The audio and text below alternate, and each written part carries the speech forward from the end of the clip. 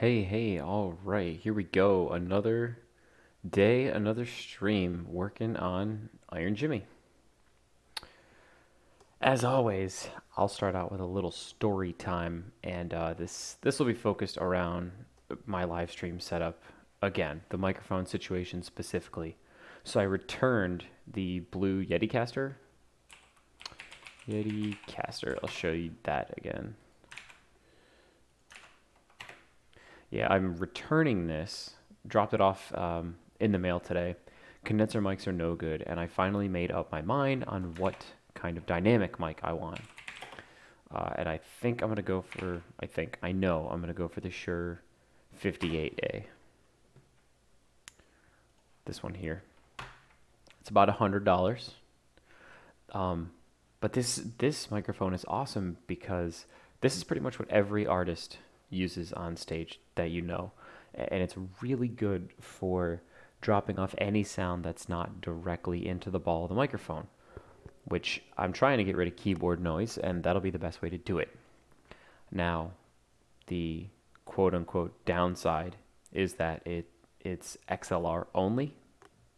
So when I purchase this mic, I have to get an audio interface.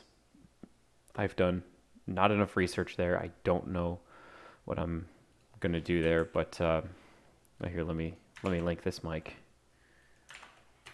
That's a good one. As far as the interface goes, there's a Rode AI1. Yeah, there it is. No, I just want the audio interface. It's gone.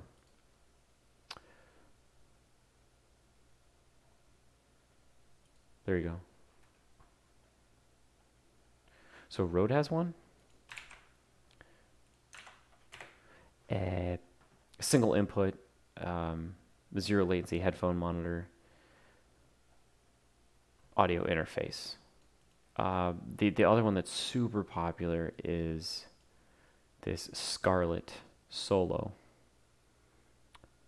But actually, the 2i2 is the most popular one. But essentially, all this does is it takes XLR inputs, runs them through where you can boost the signal with gain, and then have a monitor. I don't know enough about audio yet to figure out all this stuff. I need to get it in my hands to play with it, or go ask Scott over from Level Up Tutorials. He's been helping me a lot with this situation. But yeah, that'll be the basic setup. The Shure SM58 and one of these audio interfaces. If you guys have any suggestions, let me know. Drop a link to that. So, what are we working on tonight?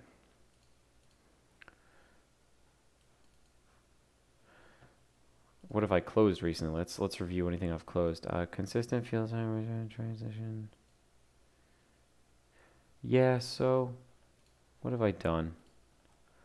Some really basic stuff. I got this square logo up here, which is good. I really need to go through and style this footer, but I will handle that later. I also put my Built by BG here. Again, styling is pretty rough, so I'm going to take care of it later. And consistent field styles. I've got two fields essentially, or two forms. One on, whoops, I should build the website. One on the product page.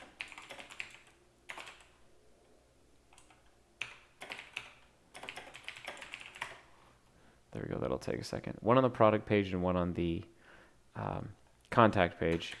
And so what I did was, under styles, these are all my styled components. You see I have a form and a form field, just two styled components that there's a form element and a div element. So a form field is a combination of a label and some kind of input, whether that be a input, select, text area, whatever. And these are the basic styles for them. And so this gets applied or should be used for every field on the website. which is great. So in places like this where I've got contact page, you'll see I use a form element and a form field component, not element. But there's one case on the product page where I need to do something different. So for instance, here I extend the form component and call it a product form. I'll come way up here. And the only difference is justify item stretch. So it takes the initial form component and it puts styles on top of it, which if you've ever worked in like SAS, that's like extending a particular class. And I'll show you the differences here. So you'll notice how the contact form has generic form styles. I put nothing else on top of it. And this button is only the width that it needs. It doesn't stretch across the grid container. So you'll see here, I highlight this. The grid expands quite wide, but I push everything to the center. Now, if you go over to the sleeves page and you look at the product form, this needs to be stretched to fit the width of the entire grid. Without it, I'll inspect and I'll show you.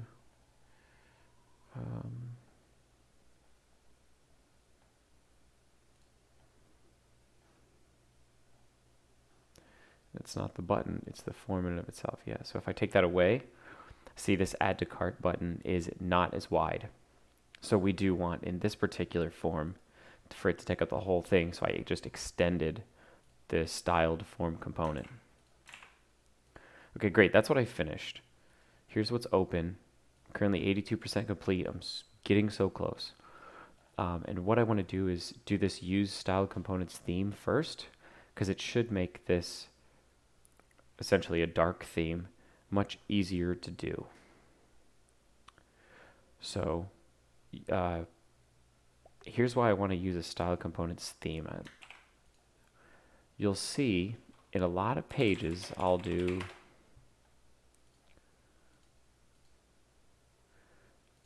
import colors from, just so I can use it on a style component here. This is an import that could essentially go away if I used style components themes, because by default the theme is passed in as a prop. So I could get rid of essentially one import line everywhere and just have my colors come in with the theme. So first stop is style components documentation, because I don't think I've ever done a theme before. Theming, ooh, it's under advanced. Look at that. I'm so cool. Look, oh hey, this is the pull request I made, because when I first started using style components, I was an idiot and didn't realize that, hey, it's just a React component. And so I thought like for some reason, it could output multiple children, but no, it can't.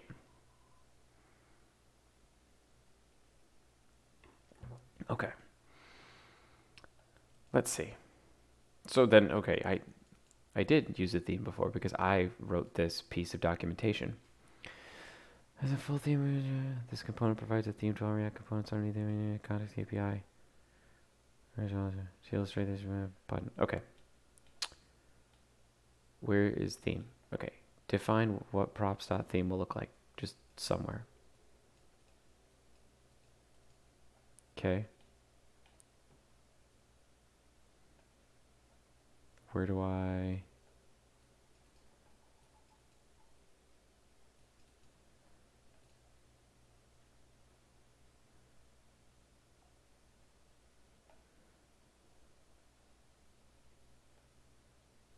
Oh, theme provider.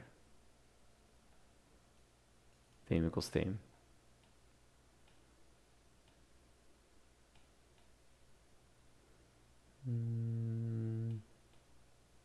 What is this?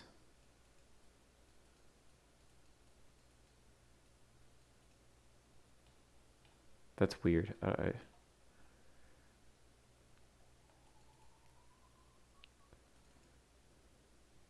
You can also pass in a function.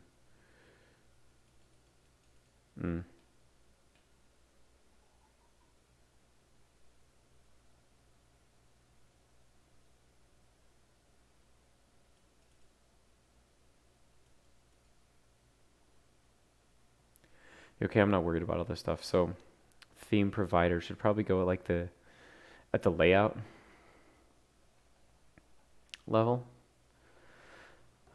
First, we should definitely just make like a theme here in styles. Theme. So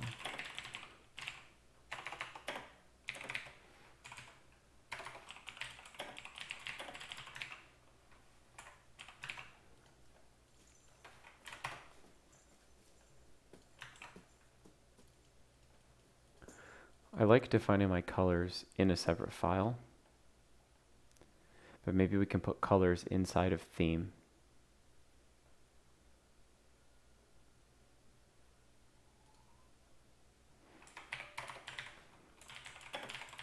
So we can import colors from colors. And what if we did just like this? Right? So this would be addressable as like theme.colors.black. That makes a lot of sense to me.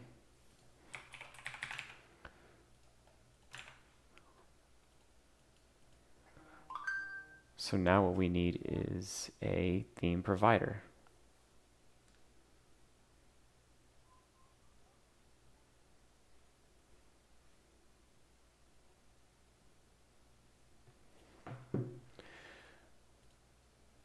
Theme provider should probably go in the layout component.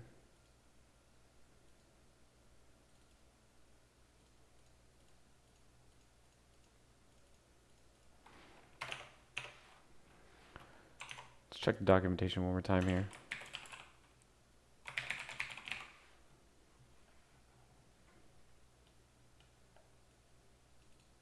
It's a provider, so it doesn't matter as long as it's...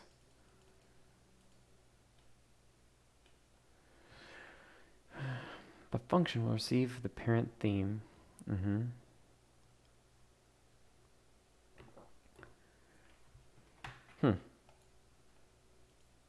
Okay.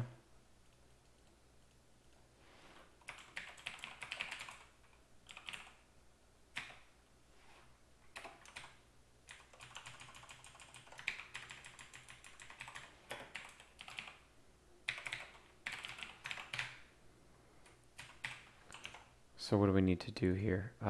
Import theme or import theme provider?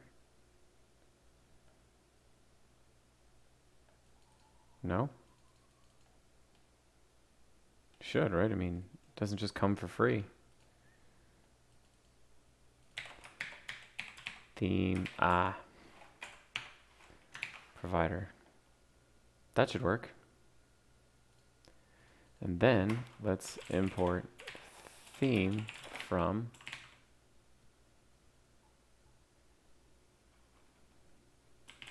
styles.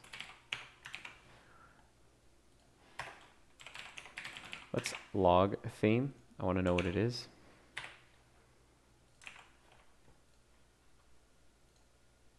Theme.colors. Okay, great. Man, the beauty of CSS in JS. It's pretty cool. I want to know what my CSS is on the fly. I can log it. All right. So I have a theme provider going. Now it's got colors. So for instance, let's just go to a, how does this get consumed? Props.theme.whatever. Ugh, that's props.theme.colors.black. That's so long. I suppose I could destructure that too, so that might be nicer. We could try. So let's see, let's go to a page where I have to import color, which is so dumb. Dun, dun, dun. An empty cart. And so for an empty cart, yeah.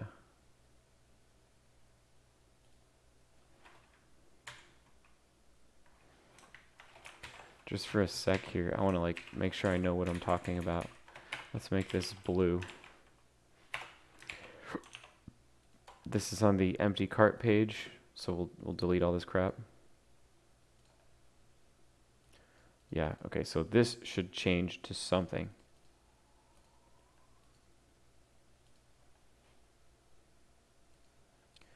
When I switch this, so we can get rid of styles.colors. Nah, let's not. So we should just be able to do this. Let's destructure props.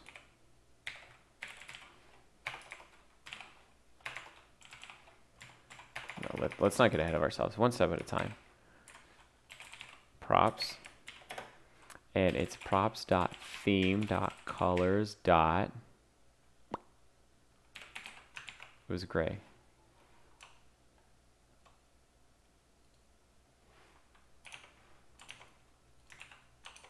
Yes, let's just try red. Yep. All right, it's totally working. So we can get rid of this in a second after we convert the other ones for this syntax. Is it nicer? Yeah, I mean, it's a one-liner. What I'd like to do is take props and destructure it to theme so that then I can just do like doink.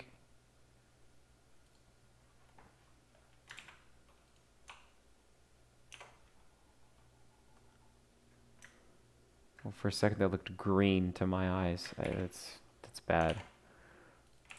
Let's change it to red. All right, it's working. It's slightly shorter. Is it harder to read? I don't know. So let's get the other ones converted over. Colors.black. Nope.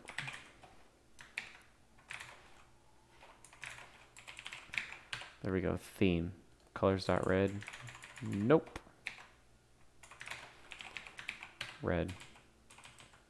Dark red. Dark red. Black. Black. So this page is all converted over. I should be able to rip out that with the same number of lines, have the exact same effect on the page. I like it. Just colors are something that should come for free. That you shouldn't have to import them. Does not make sense. So great, there's one. We've got 12 more to go. Yippee. I want to take a sec. Somebody on Twitter was nice, and two people on Twitter, I suppose, were nice and retweeted my stuff. I want to give him a shout out. Aaron, you're going to have to tell me how I can pronounce your name, because this is the second day you've retweeted me. I appreciate it. But Aaron Kudbach, that's my guess, retweeted my live stream, so I appreciate that. Hopefully it gets out, reaches a couple more people. JavaScript Digest.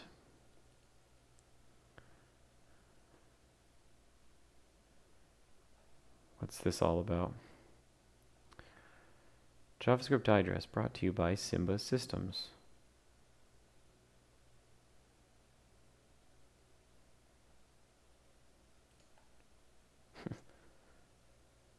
Whoa. Oh, this is like closures. Okay. Cool. Some random JavaScript stuff. A lot of ads on this page. Ugh. Twitter, what's up? Stop. And then Jamie Morgan, thank you for liking my tweet. Air Force veteran and coding bootcamp student. You know, I was just listening to a Syntax FM episode about learning styles, college versus bootcamp versus self-taught, and I'm self-taught as far as web development goes. I went to school for electrical and computer engineering where I learned almost no coding. Then got a job at Dell, wrote a bunch of code, and decided to learn web development on my own. I'm super motivated, and I wonder, you know, looking back, if a boot camp would actually have been the best route for me to go. So that's awesome that you're a boot camp student. Hit me up if you have any questions. Thanks for liking my tweet. So back to style components. We got to rip through all of these and take out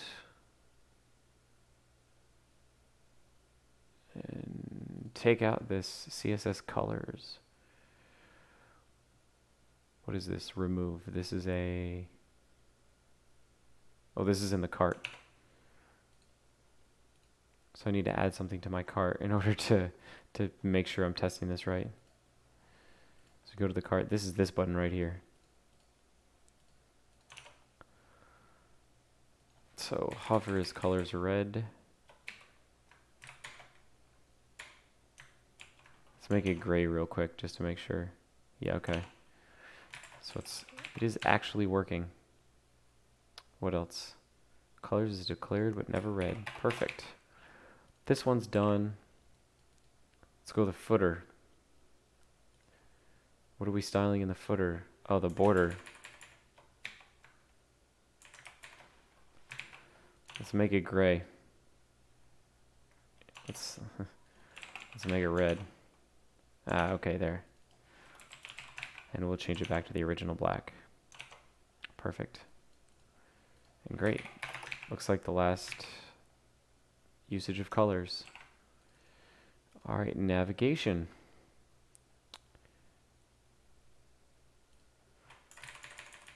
Border top, border bottom here.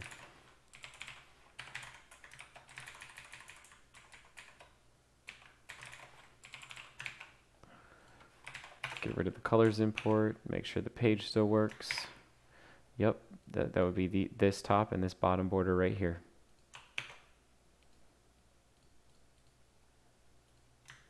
Great, navigation's done. Okay, moving over. This is colors. Colors is on a particular product page. This is the color picker over here, and these are the colors. So where does it use colors? Okay, obviously everywhere, but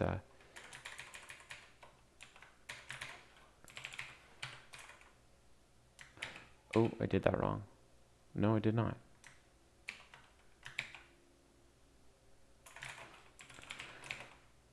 Black if it's selected.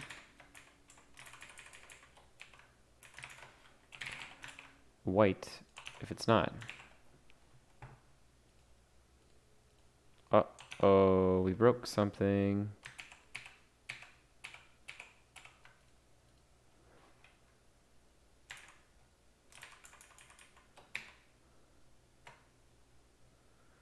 Oh.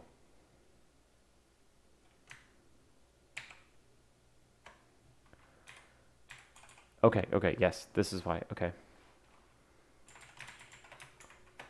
We already have props here. We can't destructure it because we need selected. I mean, actually, I suppose we can. So let's destructure it for selected and theme. We can do theme.colors.black for selected. Theme.colors.white for not selected. And this is not necessary anymore. Just let Prettier take care of it. Okay, sweet. So we're destructuring props into the two props we care about, selected and theme. We're making a judgment on props. If it's selected, the border is 5 pixels solid black. If it's not selected, it's 5 pixels solid white. And here we go. Yes, it works. And look, okay, ESLint's yelling at us. It's declared, but it's never used. Great. Means we're done. All right, product images. That is this down here, this piece. Let's find something with multiple images. Star Wars, maybe? No. Aztec? Yeah, there we go. So same thing. Got to be a little careful here. Props, we're going to destructure that into selected and theme. We can drop the props on the front. And this is theme.colors.black. Theme.colors.white.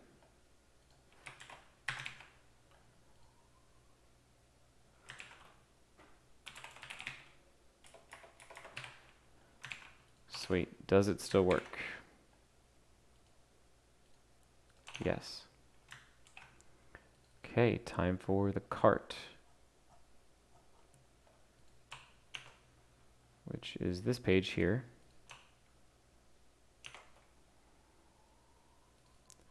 Where can we find colors?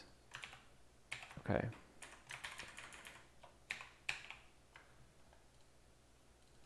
Let's make this red, the line item variant. Yep, makes sense.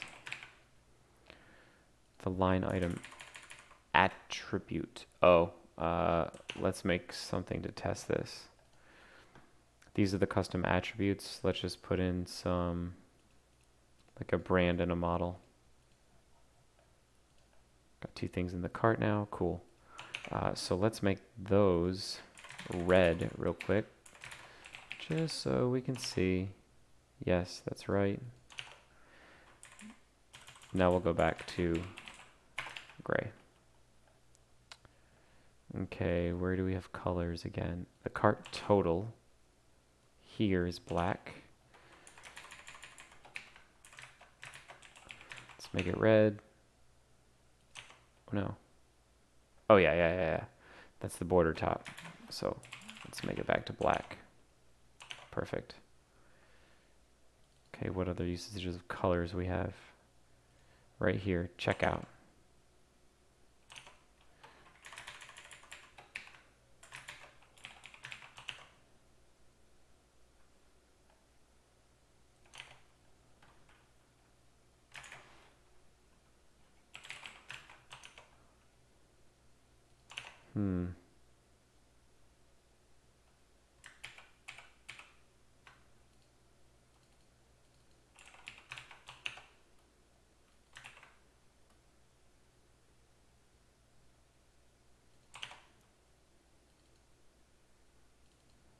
Where is this component? What is it? Yeah, it's this one right here. What's overwriting this?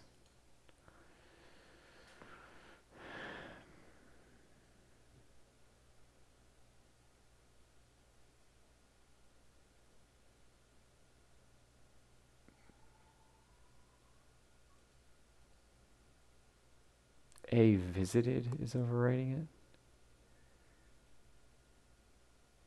It's okay. That's okay. We know what it needs to be.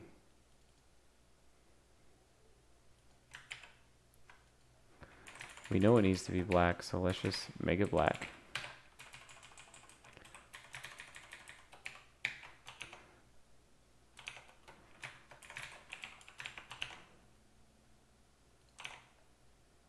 Okay, great. Now, on hover, dark red.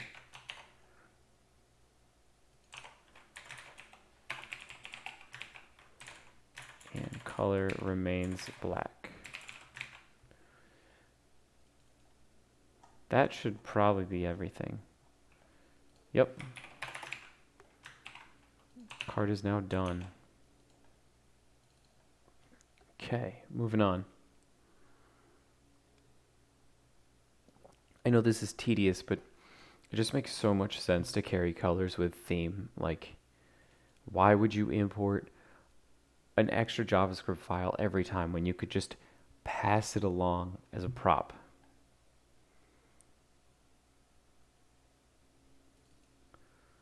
Colors, okay. Colors black. This is any button. So let's just go to the contact page. This is a generic button. Let's make sure here. Red. Yep, disappears. So we'll go back to black. Oh, okay, what's happening here? Background color. Oh, yeah.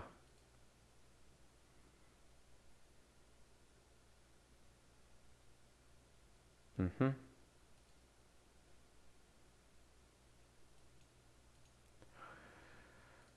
Okay. So we need a couple examples here. Let's also open up sleeves.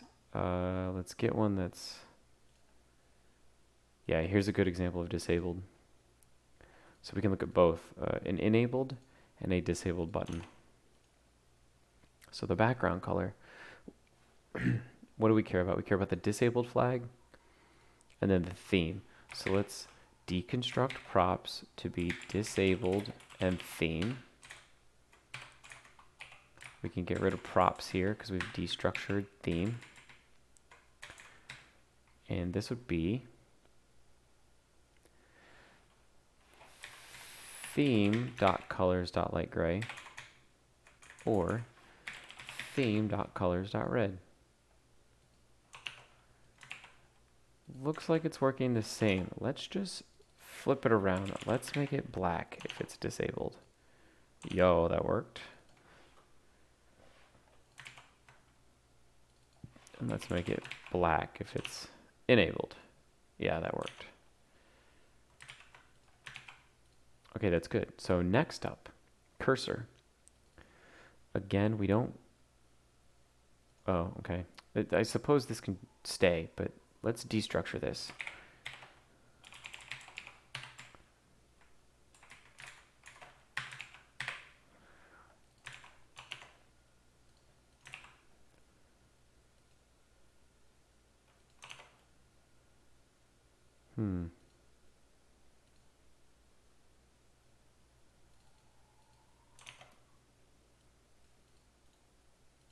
What are the different cursor types?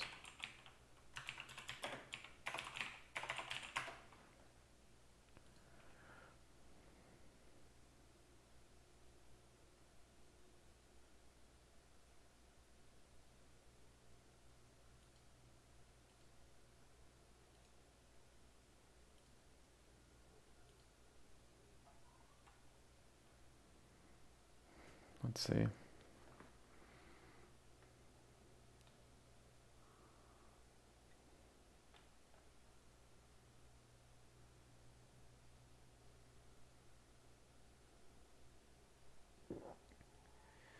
Yeah, do I like this one? Not allowed? Or just pointer? Let's stick with just pointer. Because for sold out, I don't want it to say like an X. And then there's also one that says coming soon. I don't want it to be like an X. That's like kind of harsh for the user. It's like, no. I want it to be gentle, like, no, thank you. That's okay. It's just not right now. All right, what do we care about here? We care about disabled and theme. So if it's not disabled,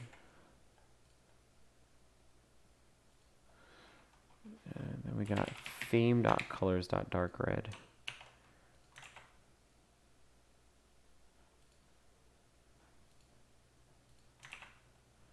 Yeah, no change on that one. Just to check, let's make this white. Yeah, sweet. Okay, and that's all we need from colors.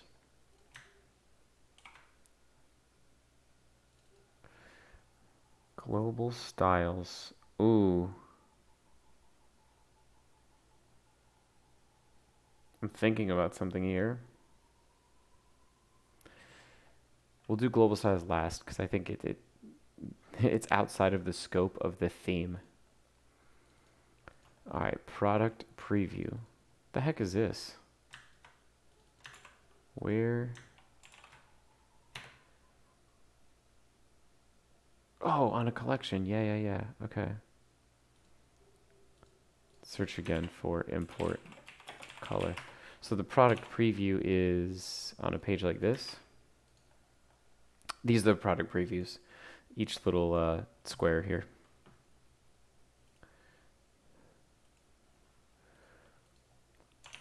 So let's see, what are we using color for here? We are using color for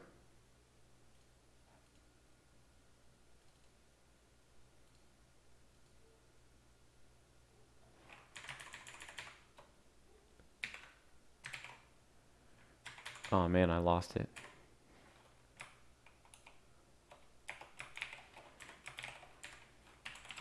So we'll destructure the theme, and we want theme.colors.gray. And it's for what? The price? Let's make it red, just to be sure. Yeah, it's the price.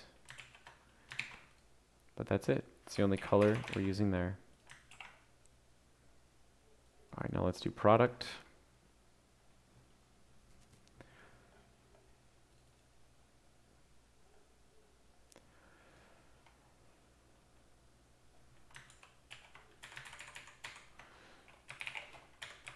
Same thing, destructure props to grab theme. And it's theme.colors.gray. So for any product, this is the header, it's the price under the header. Let's make it red just to check. There it is. Okay. And that's it. That was the only use of colors. Right, let's make this case sensitive. All right. So there's two uses left. One is theme. This is the only place where it's okay to import colors. I just eliminated like, what, 12 or 13 different imports of the same file. Completely unnecessary. We can pass it down through props.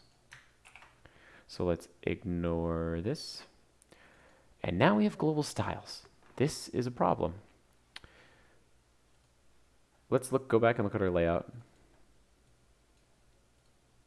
Global styles is outside of the scope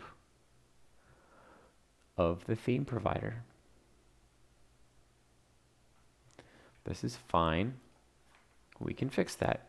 Doink, doink, doink. We're good to go. Theme provider now wraps everything. And the beauty of it is, now that we have a theme provider, we can actually take away this fragment. Yeah, I like. Okay. Styles. So now global styles should be able to use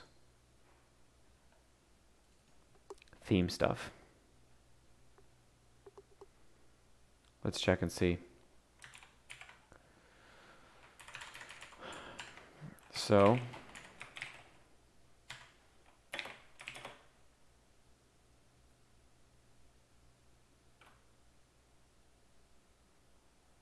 you know what I wonder? I just want to try something super crazy. I mean, after all, this is just JavaScript, right? Sorry, A colors are theme colors black. Oh, shit.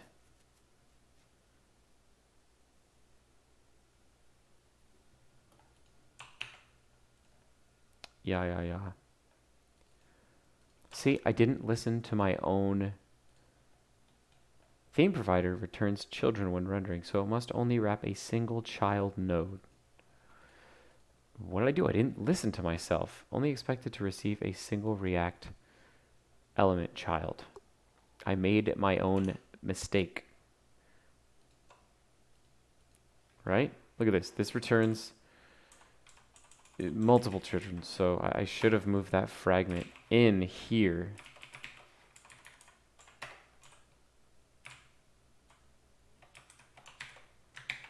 There. Stupid. Fixed? Fixed. Okay. What am I working on? Yes, so these are generic links. They should be black. This is a global style. I could change it to red. Ooh. Oh.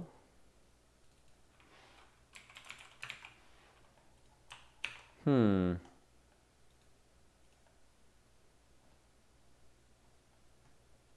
Oh. Visited. Let's just make it red. Yep, there it is. Because it's visited. It's ridiculous.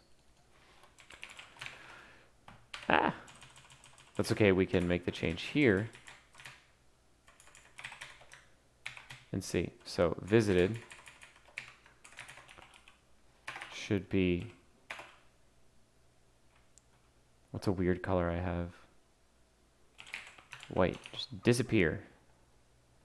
And they're gone. Yeah. So visited should be black. Yeah.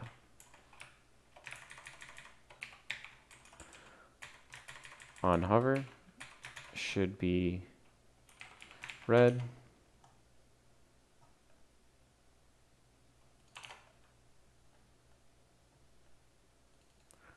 And the last use of colors is all of our inputs.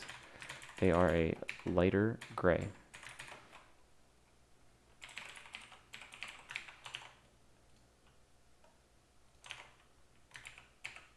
Right? Lighter gray. Just make them black. Yep, works. Okay. Lighter gray. Perfect.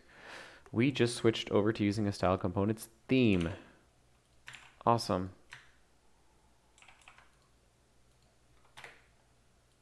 Oh, and we can now get rid of this import. So now we have the theme, which imports colors. And that's it. That's awesome. That's super clean. I really like it. That took a long time. It's a lot of manual work. But I should have been smarter about this in the beginning. I wasn't, because I was new to styled components when I started this website. So I would have done all this work up front had I known. Drinking whiskey again tonight, Southern Comfort. My wife pointed out something new that came out. Crown Royal Peach. Crown Royal Peach is new, and supposedly... What?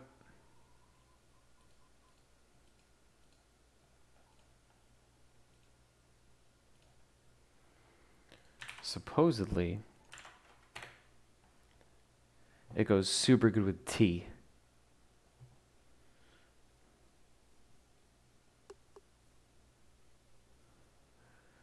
Now, I'm not a big tea fan, but, you know, summertime drinks are underrated, and SoCo and Coke isn't very summertimey. We're actually going to Cancun here soon, and I need something like lighter to drink, because just Coke all day is like, who wants to do that? But this sounds amazing. And then she said mix it with tea, and I'm like, no way. Yeah, see, look at this. Mix it with rocks or iced tea. Sounds good. This is a pretty slick website. The purple's like poppy.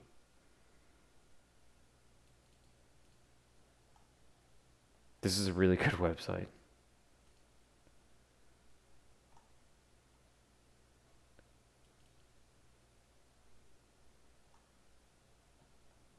Wait, who was that?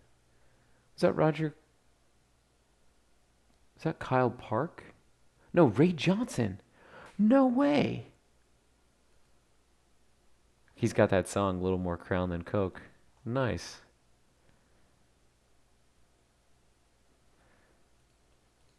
And Ray Johnson's a really,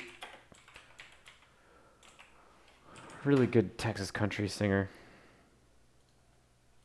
Check his stuff out if you don't already know.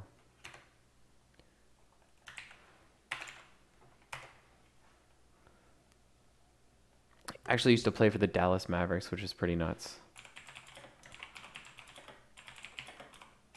Sorry, that Crown Royal peach did not go through. Yeah, because they put on a gazillion things after the main URL. There it is. So yeah, I'm looking forward to trying that Crown Royal peach. So this is now done. Use style components theme. So let's review the code. Oh my god, there's gonna be so many changes. Let's review the code and commit it. Removed a component I don't use anymore. Yeah, I don't even want to. I'm just gonna click through all these. So remove footer. These are the not important ones. Navigation, colors, product images, card button.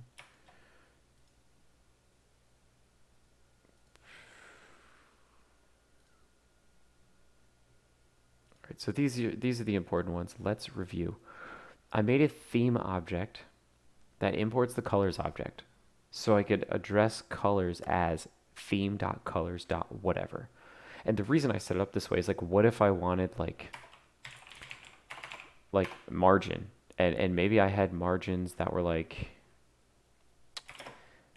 I don't know, like small, and small was like 0.5 rem or something, and then there was like medium and large.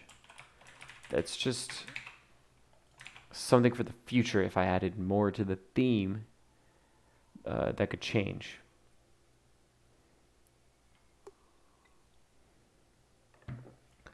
So there's the theme object.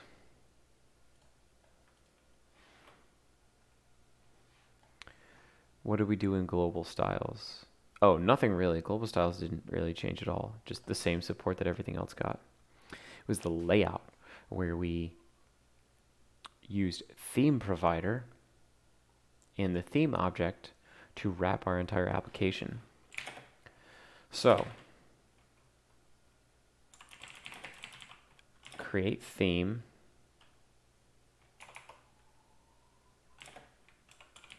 add theme provider, convert all components to convert all styled components to use theme. Closes number 40.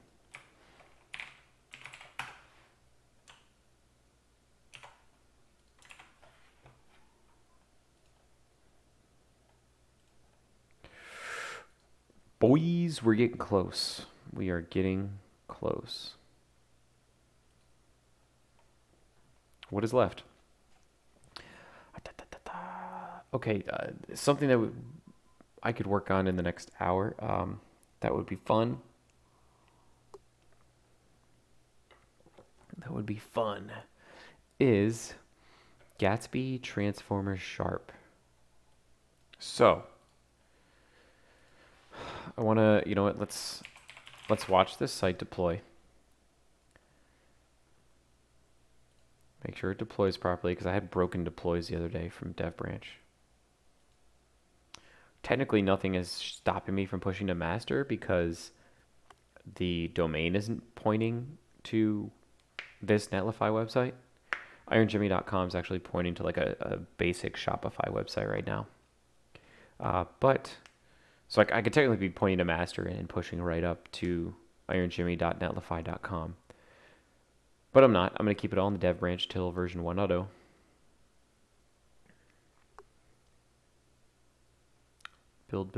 Build. So I want to demonstrate the problem here.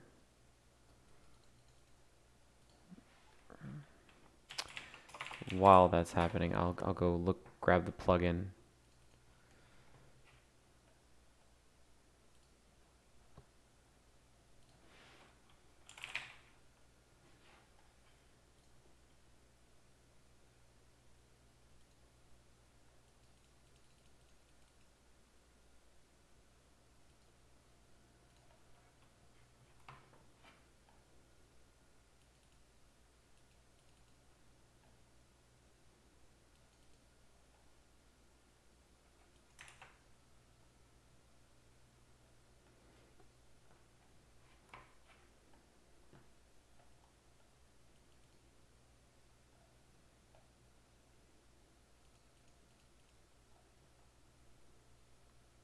Whoa, this is cool. I didn't know about all this stuff.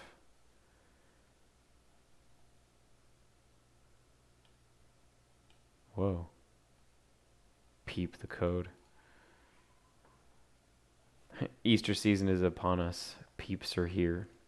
My dad is crazy. He loves Peeps, and he actually he doesn't like them like fresh out of the package. He doesn't want them like nice and soft and squishy. He's like, no, open the package, leave it open for like a week, and he likes like stale, hard Peeps.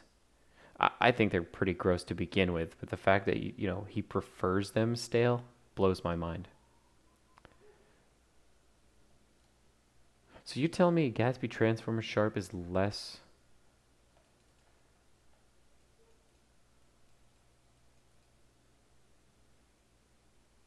Oh. Oh.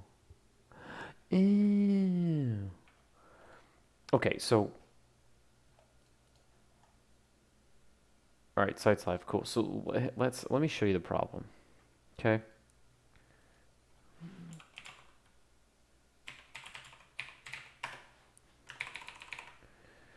Here we go. Here's the website. Let it load. Look at how fucking slow it is.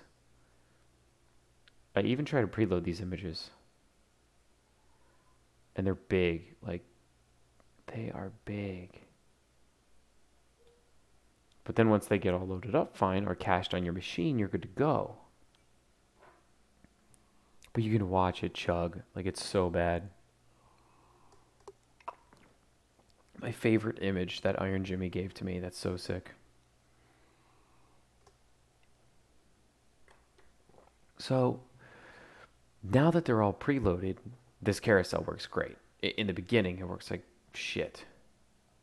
Or really, even if like you go to like a page, or like a collection rather. Well, that's not too bad. That's pretty quick. Whoa. Okay. Ugh. Bad quality images. But like now we'll go back to sleeves. Like instantaneous. Instantaneous. Boom. It's all cached. Like it loads immediately. But this sucks, right? This is gonna suck on mobile. It's gonna suck. So I was trying to run images through Cloudinary, which that's gonna tank my account. Like let's say through my account, I was trying to like change the quality to auto and just reroute the image URLs through Cloudinary's fetch API. And that's just a bad idea. It's every time ironjimmy.com needs to fetch an image, it would use my Cloudinary account to do transforms on the fly, which will essentially eat up my account's bandwidth. Terrible idea. And it's kind of mixing my personal stuff with client stuff. But look at this. This blew my mind. I didn't know this was a thing. Gatsby plugin Sharp. Look at this. It's image processing functions.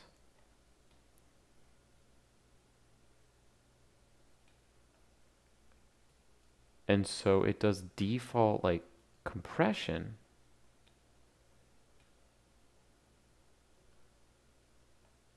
So look at this. I mean, it's like default quality, and it just does it to all of your images during the build step, I assume.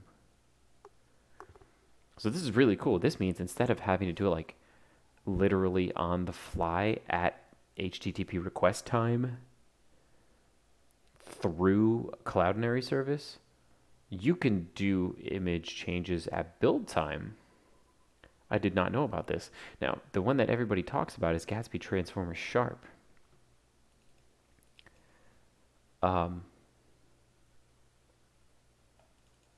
So I just syntax mentioned this, and I want to find the episode image.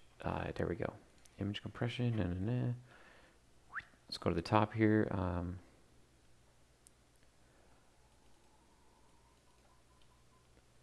How does the internet even work? You guys, nobody knows.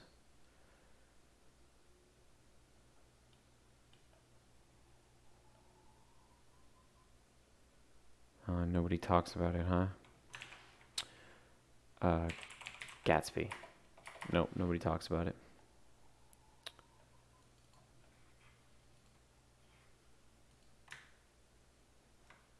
That's what it was. A Gatsby Transformer Sharp, yeah.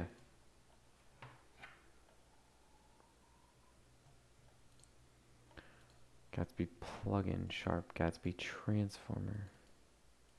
It needs both. Creates image sharp nodes, right? Because that's on create node from image types that are supported by the Sharp image processing library, and provides fields in GraphQL for processing your images in a. Okay.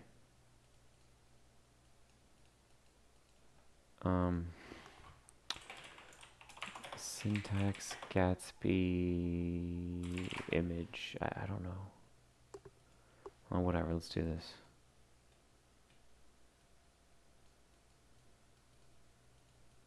Yeah.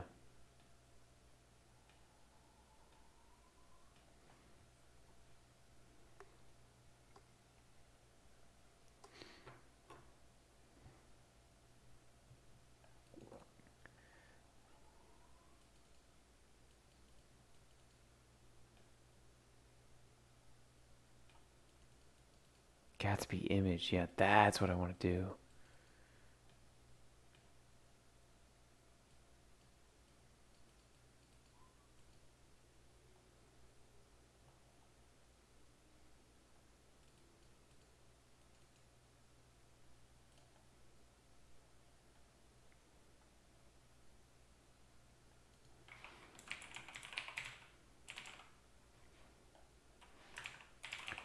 Just type in image.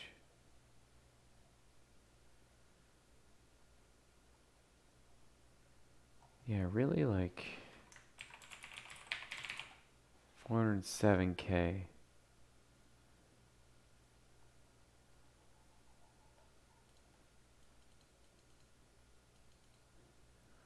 I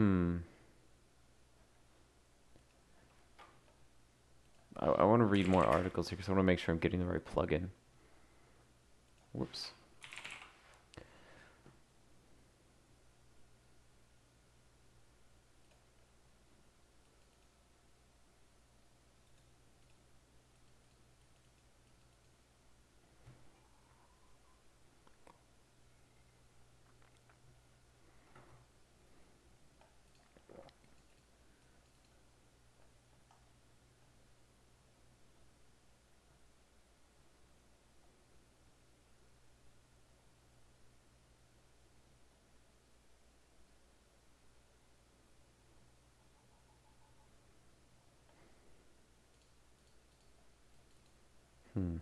I'm just trying to find the right documentation. This is not it. Pre-optimizing your images. Excellent.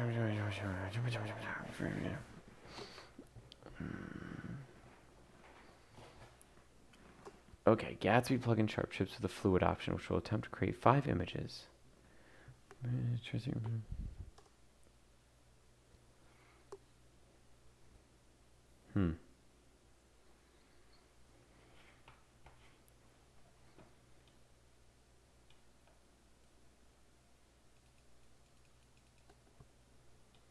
Whoa.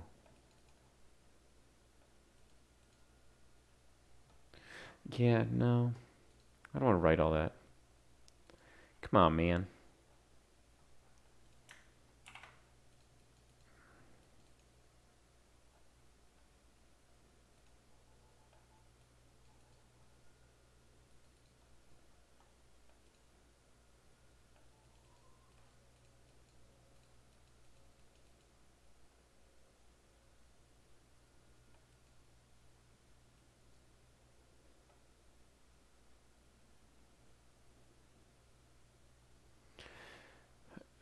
I don't think I want this. I think it's the Gatsby image that I want. Where was that article?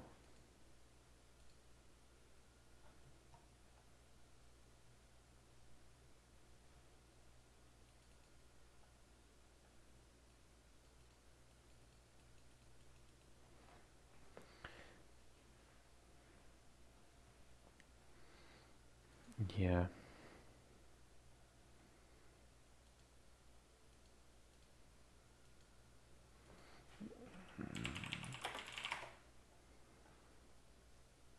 Working with images. Here we go. Let's read this to the class. The recommended approaches use GraphQL queries to get images of optimal size or resolution, then display them with the Gatsby image component.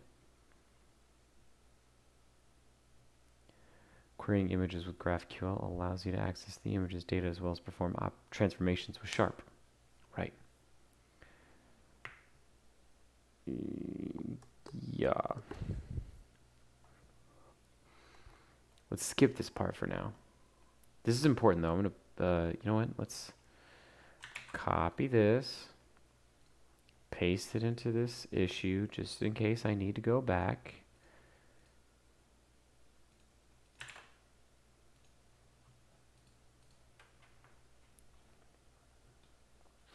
So we'll skip this entire part. We have unoptimized image sizes. Fine. Gatsby Image is a plugin that automatically creates React components for optimized images. Yes. Loads the optimal size. Holds the image position. That's really good. Uses the blur up effect. Alternatively provides a trace in lazy loads. Uses WebP. Here's an image component user made. Alright, great. Using fragments to standardize formatting. What if you have a bunch of images and you want them all to use the same formatting? A custom fragment.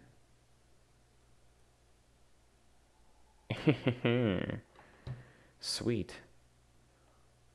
I didn't know that. It's like a snippet of GraphQL. Nice. Well, how does this work? It spreads that thing? Interesting. This is cool though. Alright, so let's do Gatsby image. Show me the demo. Ah.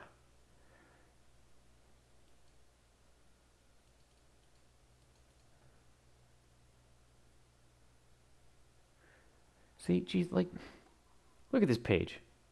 It's simple as hell. Yet, a guy like me just would not be able to do this.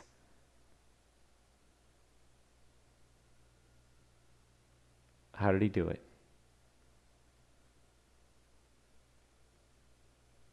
Here's a nav. What's the deal with UL? Margin left, negative.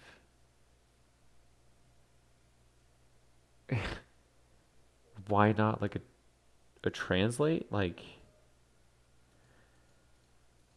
can you do like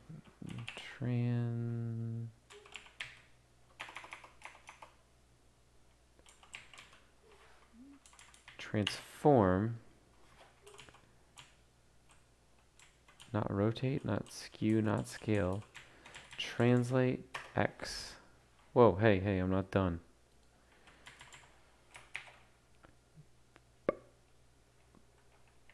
Minus 30 pixels. Hey, it worked.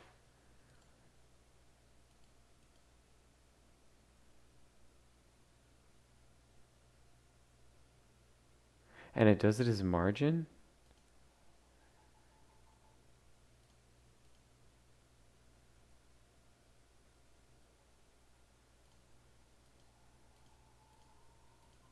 It does it as nothing. It's like absolutely moves it over. Because look, its box model doesn't change at all. Look, it's moved over. It's 480 by 92. It's not moved over. It's 480 by 92. Huh. I kind of like that because then it takes it out of the document flow a little bit. Anyways, this is me nerding out over people who are better at CSS than I am.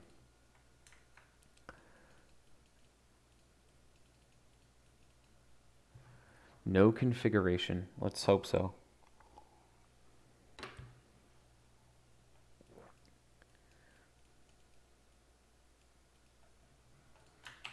Let's hope so.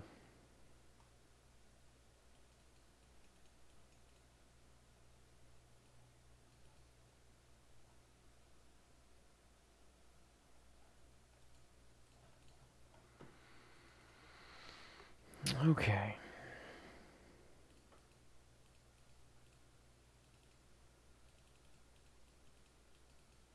All right. Well, then it has this giant warning that's like apparently it's not a drop-in replacement.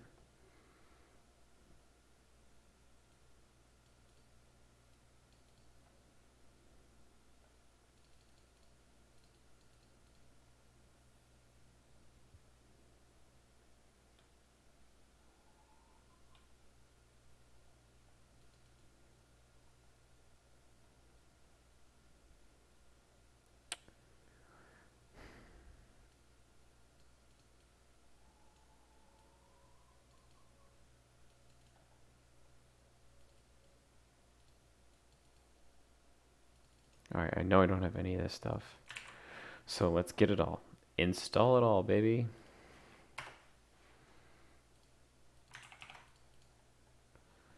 So we are, man, this site's getting complicated. Look at all this shit. We are installing Gatsby image.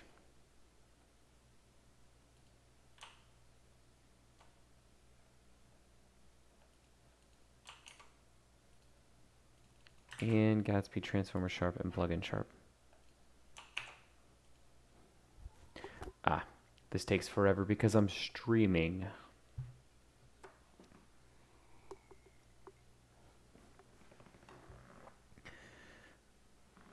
So this is a good time for story time. I'm doing something exciting next week.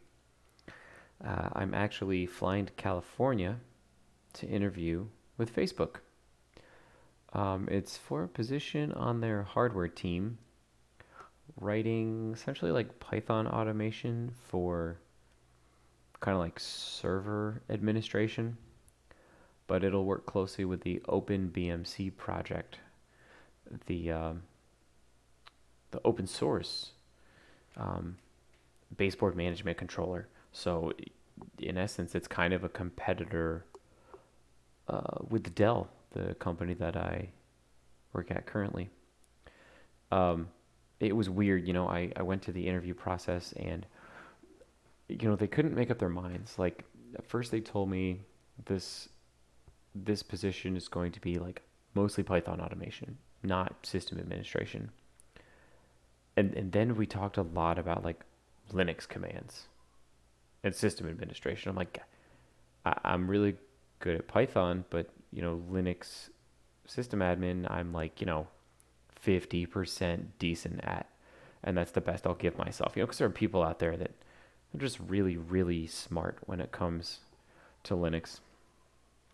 Um, and so they liked me in the phone screen. They liked me in the um, online coding challenge, which was, I think, a very fair um, question. It was a cool question, and I'm actually working on a solution for it. So let me just show you. I'm working on Facebook migration monitor. Yeah. So they asked me this. Oh, it's all in dev right now. It's not done. So they basically said, okay, you have a service. To recap, this is Facebook's um, like phone screen coding question where you join like one of those interactive coding platforms and work directly with an interviewer. So the question was, you have a service that's migrating from one port to another port across many, many, many hosts, right? Because this is a service that's running as like high availability. Tons of servers running the same service so that um, like an Nginx or an Apache web server can distribute the traffic essentially. So they're saying this service is migrating to a different port. Write a monitor to determine the status of the port migration. And this is a super good question because there's a ton of assumptions you have to make. These aren't bad assumptions. They're just like assumptions like, okay, from what port to what port? How does the user give me this input? And you talk about it. And you say, okay, well, fine. I'm just going to write, like for me, I said, okay, fine. I'm just going to write a CLI that takes two arguments, an old port and a new port. It's like, okay, great. So now that's how we know where it's transitioning from and to. What about the lists of hosts that we actually have to check? Because, right, this is a many servers running the same service. How do I know what servers to check? All right, okay, so there's a giant file, let's say, stored on disk that has all of the hosts that are running the service. Like, okay, cool. And that's just an assumption you had to work through with the interviewer, because you could get fed this data in so many different ways. Like, it could be piped in through standard in, which I don't think is the best way. And then you have to say, okay, what service is this? How do I get its status? How do I actually know if it's up and running? Like, for instance, nmap is a great command to show like what ports are open and listening, but it doesn't tell you that a service is actually running. It just tells you if the port is open. So that's another kind of place where you have to spitball. And in my example, assumed it was an HTTP service and assumed it had a /status endpoint that would give something in the 200s if it was running properly, and something in the 400s or 500s if it wasn't running properly, probably 500s. I think I did that here. Yeah, oh yeah. In this example that I actually coded, I just made a method called get service status, host and the port. And instead of actually doing anything to simulate this, I first of all, I made a random delay between 0 seconds and 0.5 seconds, just to assume like kind of a network latency in this request. And then I just randomly chose true or false.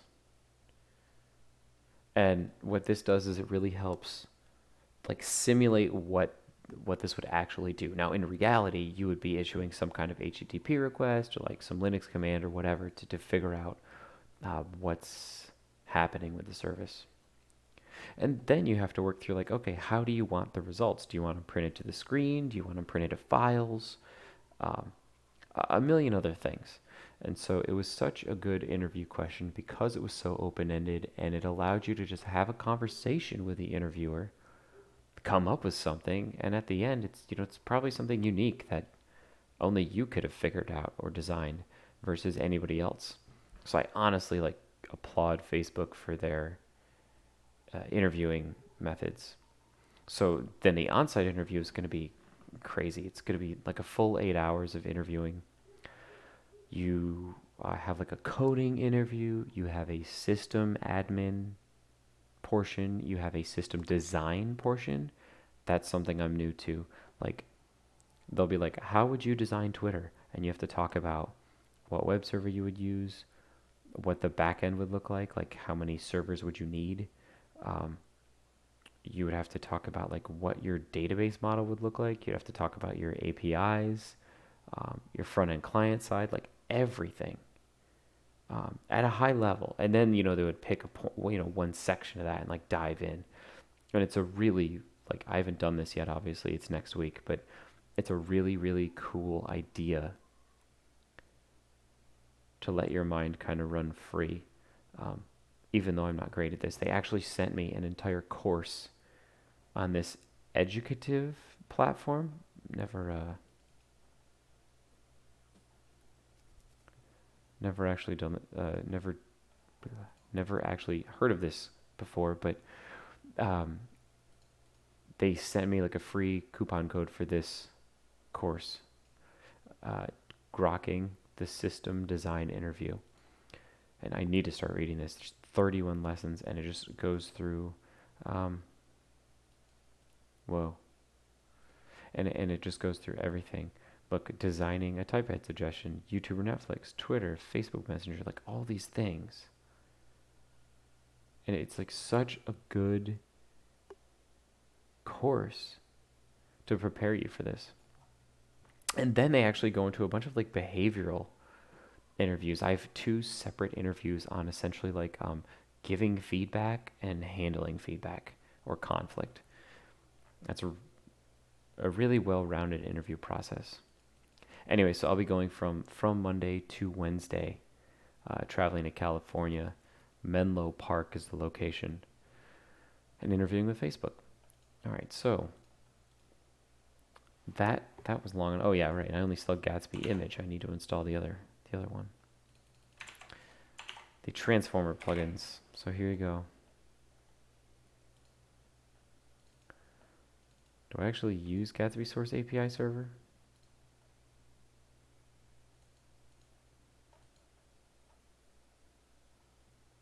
I do. Oh, for the stupid shop policies, yeah.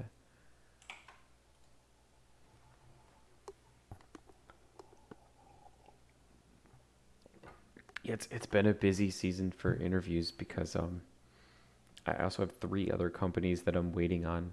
HomeAway for a front end development position, Snap Kitchen for a mostly front end, a little bit of back end development position. If you're not familiar with Snap Kitchen, it's a Austin-based company, Austin, Texas-based company that does like a meal prep. Very small company. It's only like 4 to 6 developers there. And then what's the third one? HomeAway, Snap Kitchen, Facebook, and Adobe. Adobe's doing some stuff that they're hiring for positions around the Magento e-commerce platform, where they're kind of integrating some machine learning stuff, like to make users' experiences personalized. And I hate the data-driven AI focused roles nowadays. Like it doesn't. There's a bunch of like engineering jargon, in my opinion. Like what it comes down to is that some suggestion engine will be essentially exposing an API that you can pull that has individualized results for each user, and it's like where 2 worlds meet. Where the AI and machine learning stuff is on the back end, and like it's just essentially the front end consumer. So that position's interesting. There'll be some PHP work there, which I don't know PHP. Not necessarily excited to learn it, but I guess it would make me a more well-rounded developer, and it'll give me a chance to try out Rails. I've never done that. All right. That's a lot of talking. We're done installing. In Gatsby config, set up these 2 plugins. Okay.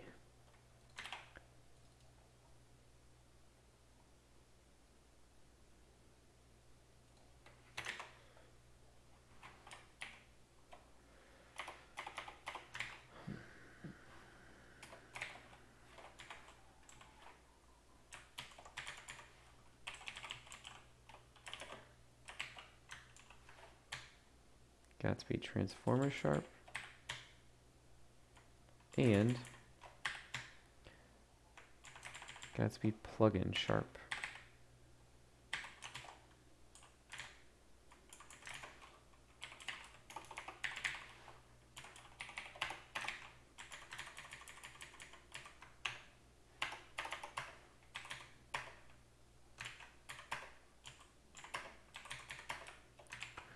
There.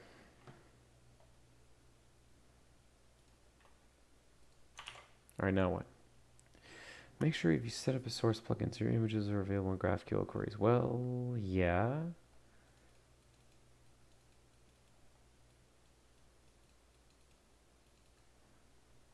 I have images.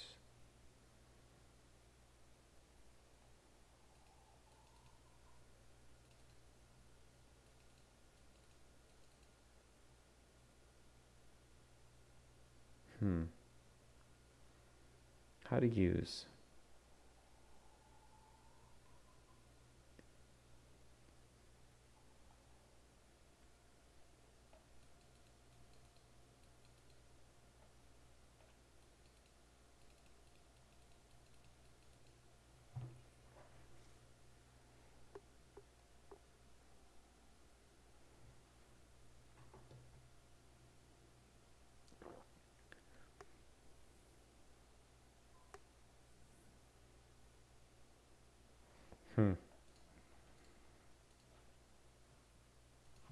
Good question. Do I know the exact size the image will be? For instance, what about these? Do they change? I mean, yes.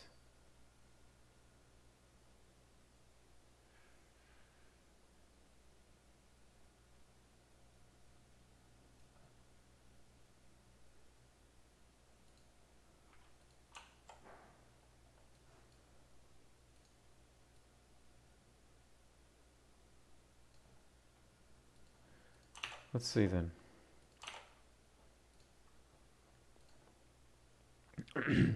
Most of my images are fluid.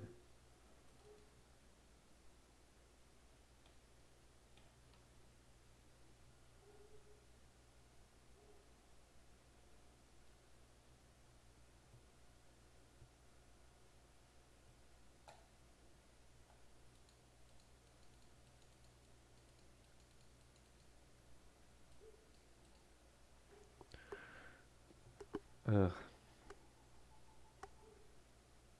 So it's got to be in the, in the query. All right, let's try it like in one place. I don't want to make this too complicated. Let's just do it for this big old image here.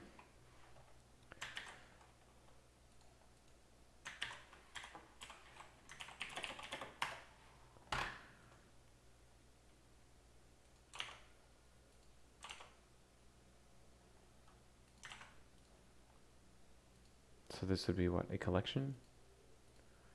Template collection. It's a page context, so then I need to go into Gatsby node. Look them up here.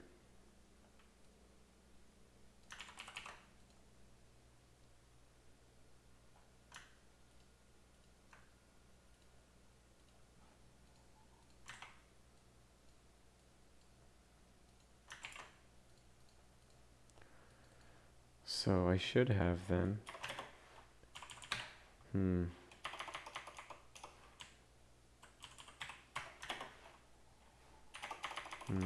I don't see anything. Why do I not see anything?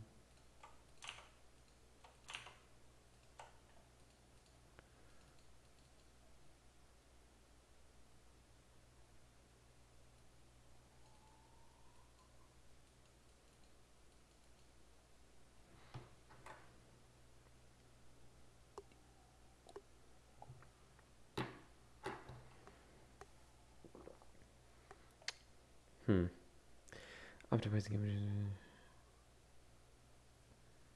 Yeah, I get it, but like,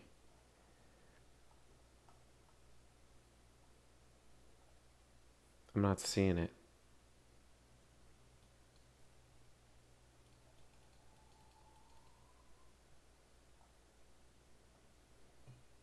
Child image sharp.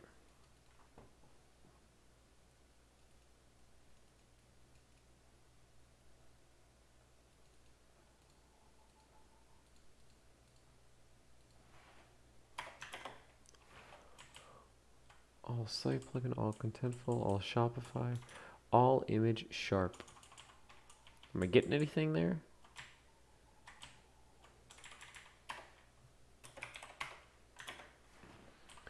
Edges, node.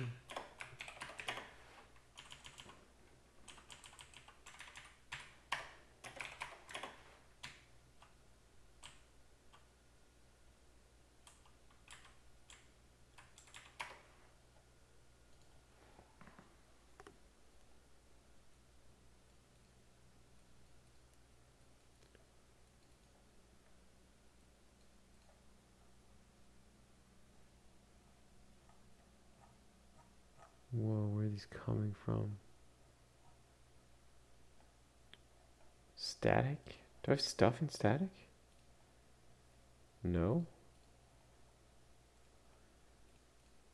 Empire helmets.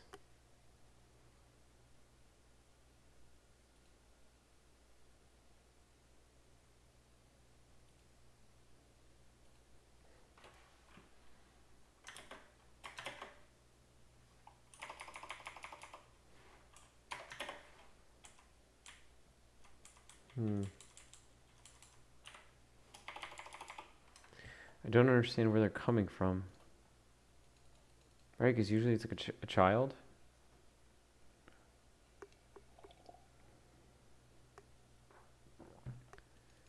All right, child image sharp, but... Okay, let's just look up...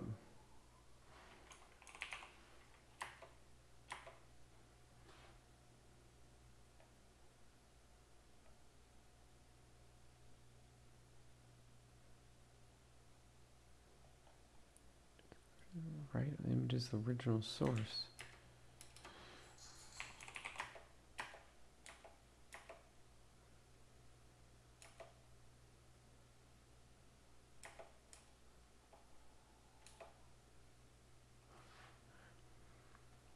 Well, there you go. All image sharp, but I don't see anything there.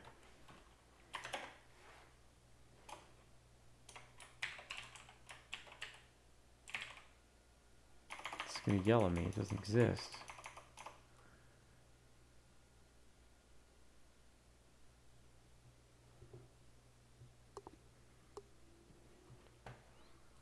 How do I do it then?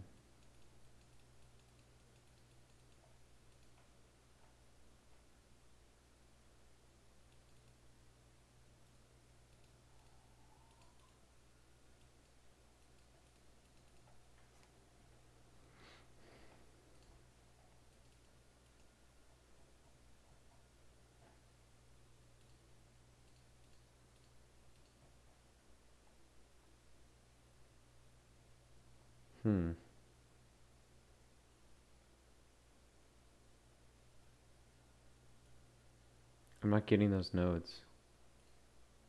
Why?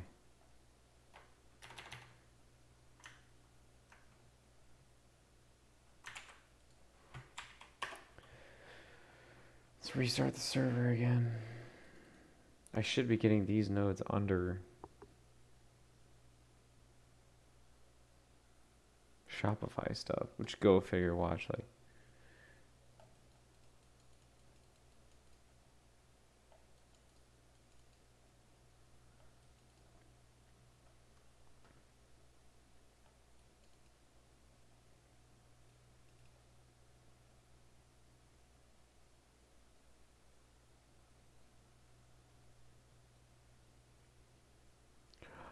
Oh, dude.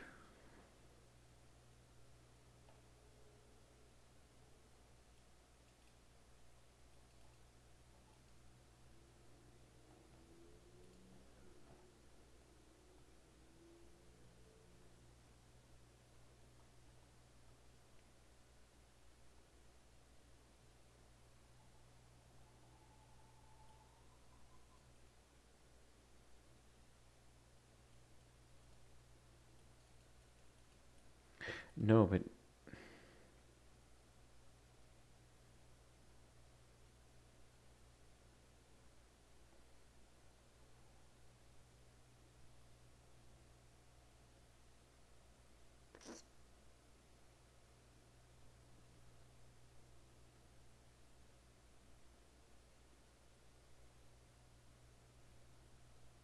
gosh, this doesn't make any sense to me. Just doesn't make any sense.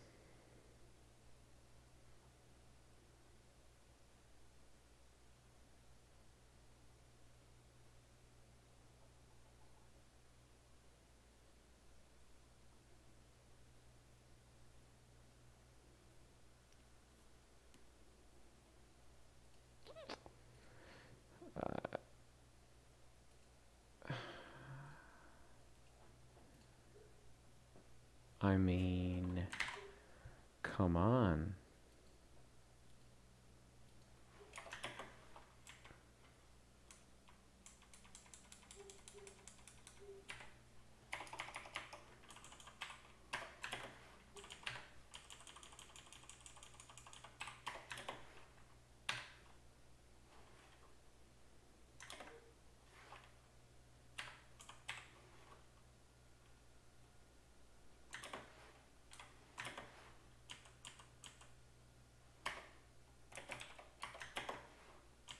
Ah, there it is.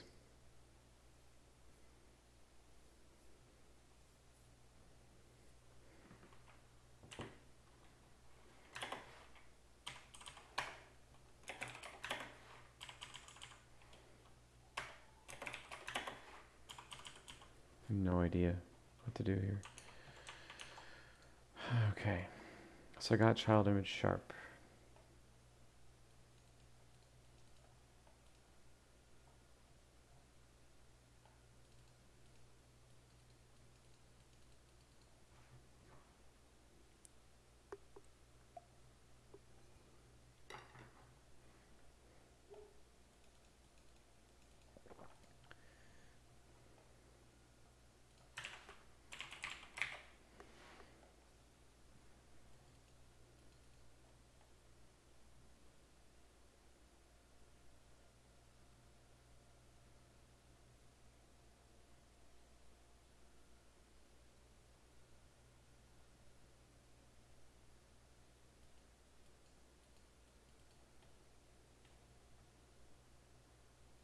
This is more difficult than I thought it would be. Yep.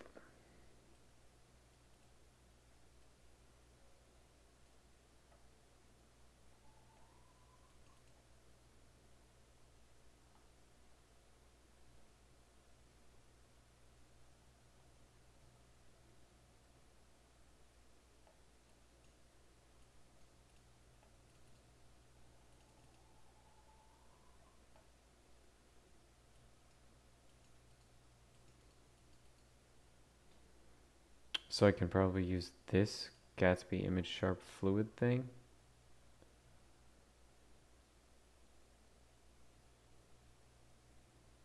But I still have to give a max width. I mean, that's cool. I mean, we know this. Let's try sleeves. I mean, we know this max. It's not going to get any bigger than this. 300.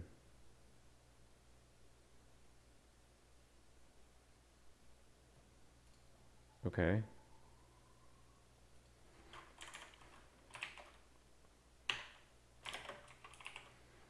300.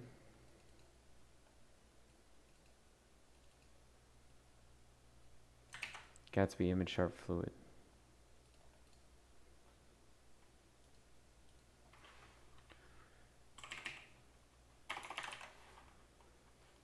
Yeah, I know it doesn't work. So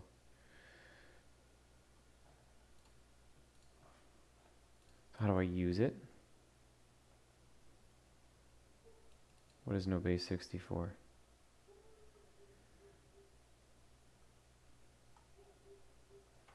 No base 64. Can somebody tell me what that means? Nobody knows. If you don't want the blur up effect, choose a primary. No.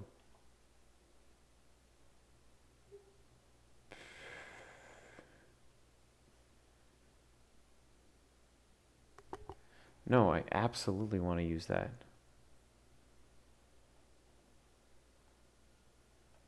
So I guess let's just use the default, which would be Gatsby image sharp fluid.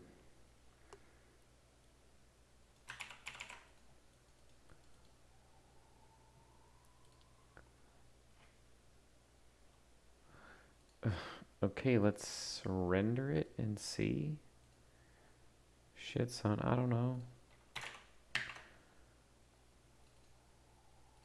How do I even reference it?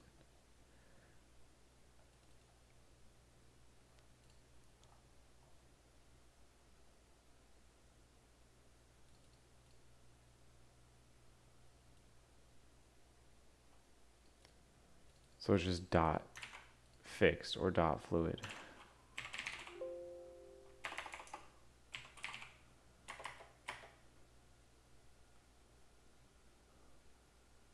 Avoid stretched images. Well, yeah.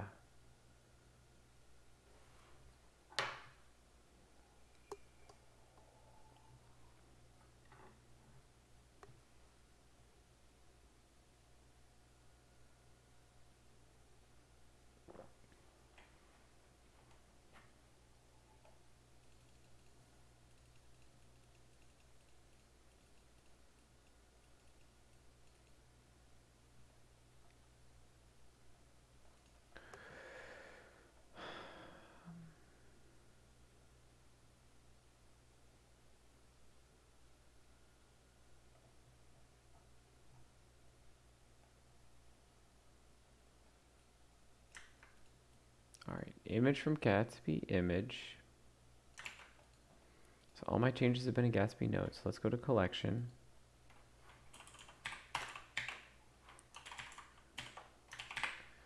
Image from Gatsby, image.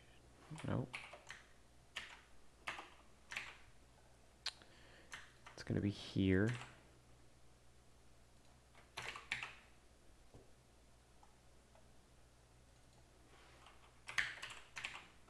And it's not going to have a source. It's going to have a fluid equals.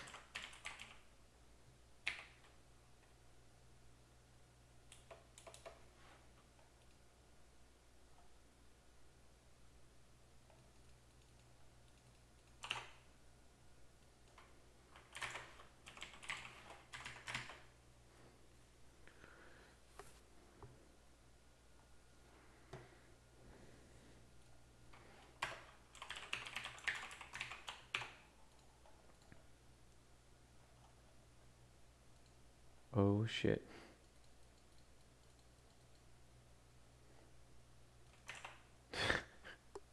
Oh my god, okay. What am I passing to it?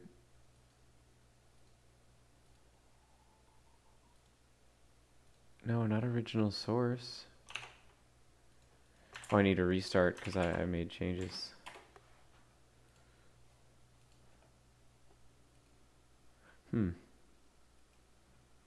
I feel like I do that a lot. So fluid. It's not image of it. It's not.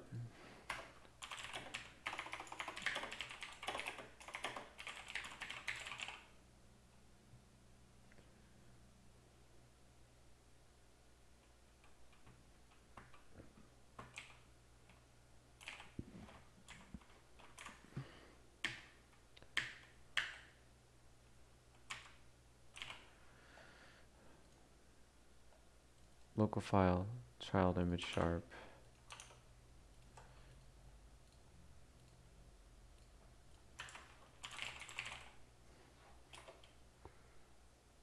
Dot fixed.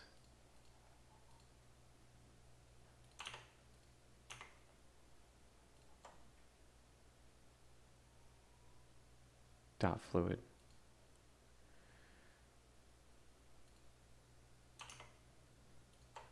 Local file dot child image sharp dot fluid.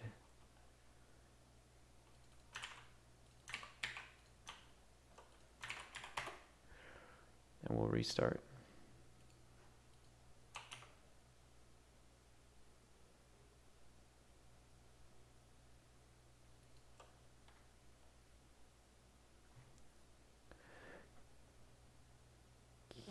Cannot read.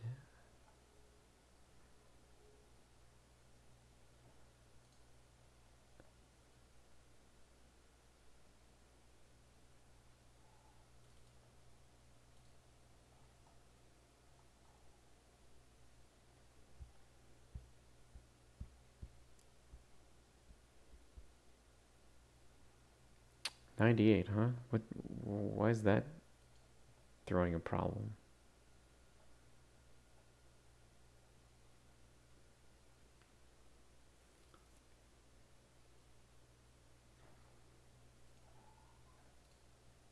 Because I don't understand how to use the fragments?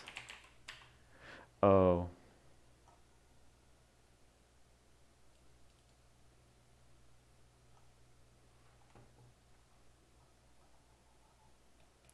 Yeah, how do I... I'm sure I gotta import it or something?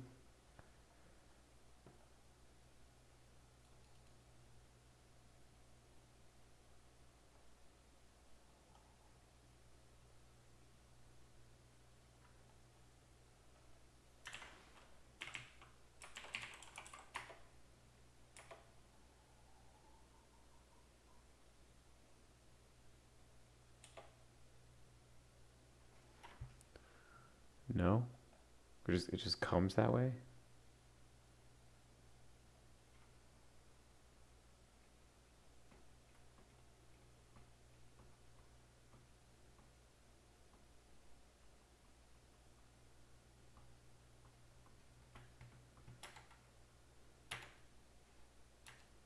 I'm confused. Where do you get these fragments from?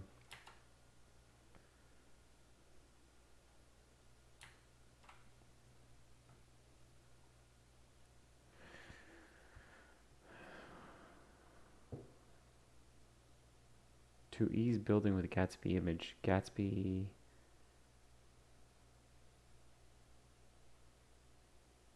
Ship with fragments you need to include.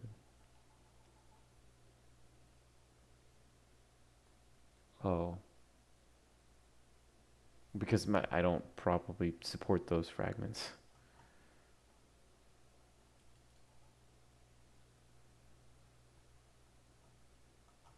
Right, so show me how to write the raw thing. And not the fragment.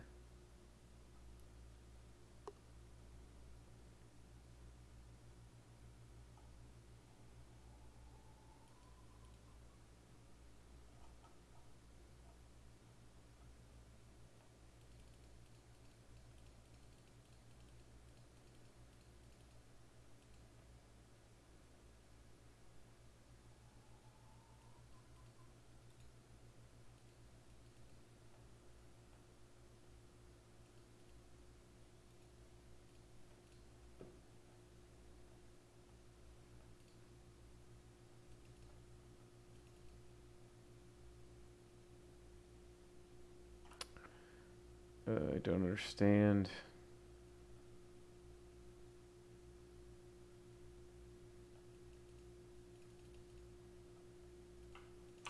I don't really even know what the issue is. Can't read all Shopify collection of undefined. Why?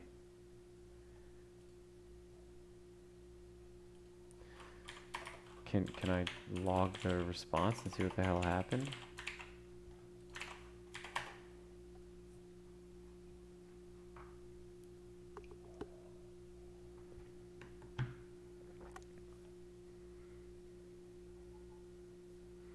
Oh, learning new stuff is so much fun. Yeah, unknown fragment, right. Because Shopify collection probably doesn't support this fragment. So what in the hell do I give it instead?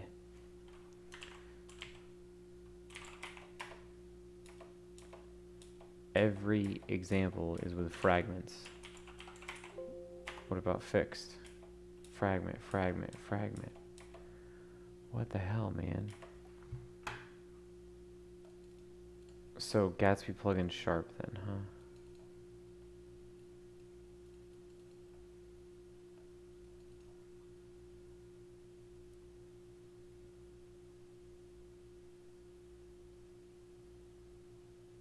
Oh, dude.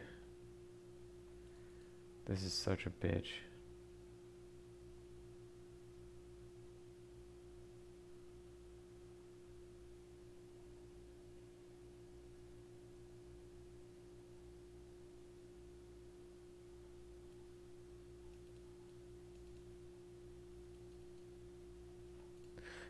Can I see the fragments that these other ones?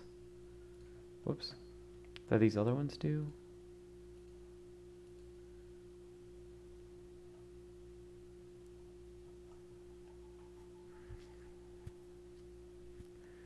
Gatsby Transformer Sharp. Let's just go to GitHub. Fragments! Fuck yeah.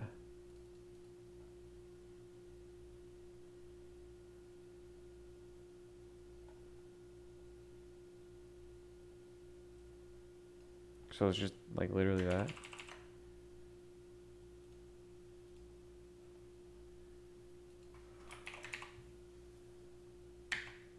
Please. Please.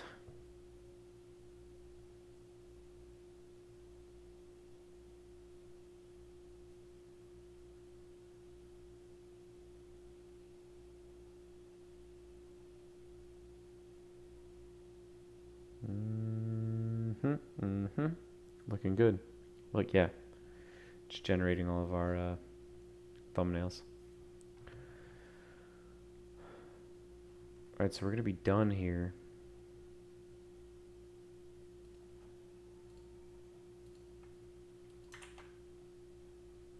Oh, it did it.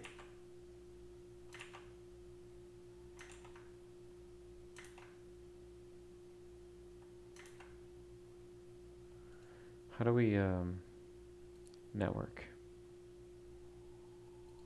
No. Performance.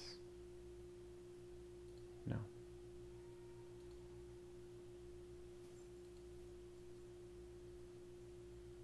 How do you like make it go slow?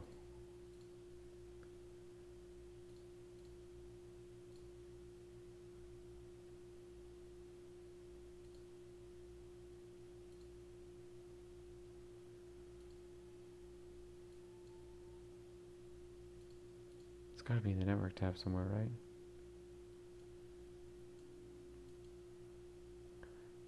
Yeah, fast 3G, sweet.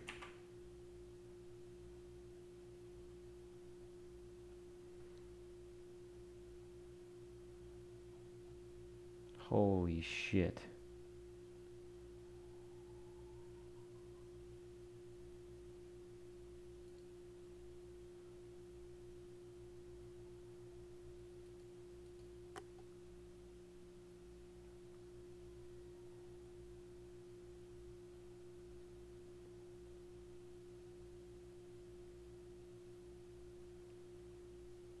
What is Commons JS?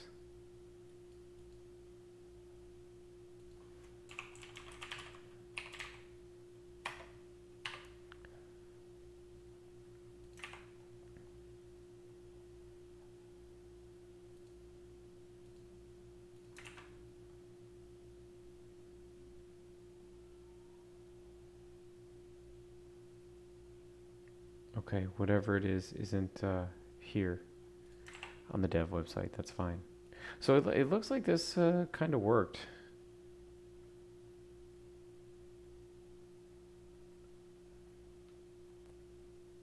One of my kids is crying. I'm gonna have to cut this stream a little bit short.